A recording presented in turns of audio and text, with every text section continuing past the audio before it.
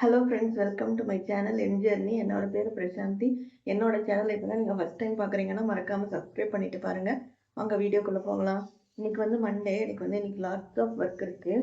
Friday and Sunday என்ன பண்ணேங்கிறத video தான் நான் எடிட் பண்ணிட்டு இருந்தேன். அதை ஒரு மதியமாக நான் போஸ்ட் பண்ணுவேன். மறக்காமல் பார்த்துட்டு உங்கள் ஃபீட்பேக்கு சொல்லுங்கள். இப்போ வந்து நான் காஃபி குடிக்க போகிறேன். பிரேக்ஃபாஸ்ட் வந்து நான் எதுவும் சாப்பிடல. காஃபி வித் பிஸ்கெட், கொஞ்சம் வாழைப்பழம் இருக்குது, ஒரு வாழைப்பழம், ஒரு 2-3 பிஸ்கெட், அப்புறம் காஃபி. இதான் என்னோட மார்னிங் பிரேக். உங்கள் வீடியோக்குள்ளே போகலாம். காலையில் காஃபி குடித்த கையோட அடுத்தடுத்து வேலை இருந்துகிட்டே இருந்ததுனால எதையுமே ஷூட் பண்ண முடியல. ஏன்னா ஷூட் பண்ணால் எக்ஸ்ட்ரா 2 to 3 hours ஆகும். இது நைட்டு டின்னருக்கு வெளியே போனப்போ எடுத்த வீடியோ.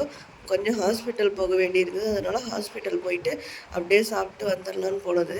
இப்போ டைம் வந்து இதில் ஒரு 8:30 மணி ஆயிடுச்சு. எந்த கடைய தேடி போகலாம் அப்படிங்கிறதுலயே ரொம்ப கன்ஃபியூஷன் ஆயிடுச்சு. ஏன்னா நான் பெரிய கடை வேணாம், சும்மா பிளாட்ஃபார்ம் கடை மாதிரி இருக்கும்ல, அதில் சாப்பிட்லான்னு சொன்னேன். ஃபர்ஸ்ட் வந்து ஒரு சின்ன கடைக்கு போனது. அந்த கடை வந்து மார்னிங் மட்டும்தான், அது வந்து நைட் இல்லை அப்படின்றதுனால அதை போய் பார்த்துட்டு அடுத்த ஒரு கடைக்கு போனது. அதுவும் சாதாரணமான கடைன்னு தான் நினைச்சு போனது. பட் ரேட்லாம் ரொம்ப அதிகமா இருந்துச்சு. டேஸ்ட்டும் வந்து ரொம்ப ரொம்ப சுமாரா தான் இருந்துச்சு. ஸோ அது வந்து ரெக்கமெண்ட் பண்ற அளவுக்கு ரொம்ப பிரபலமா டேஸ்ட்டும் இல்லை, நம்ம கம்ஃபர்ட்டா விலையும் இல்லை. ஸோ இது ஜஸ்ட் இங்க சாப்பிட்டதுதான். ஒரு 4 இட்லி, ஒரு ஆனியன் தோசை, அப்புறம் ஆளுக்கு ஒரு சப்பாத்தி. இதுக்கே வந்து 240 ருபீஸ் பில்லு வந்துருச்சு. இதுக்கு நல்லா ஏசிலேயே உட்காந்து சூப்பரா சாப்பிட்டுருக்கலாம்னு இருந்துச்சு.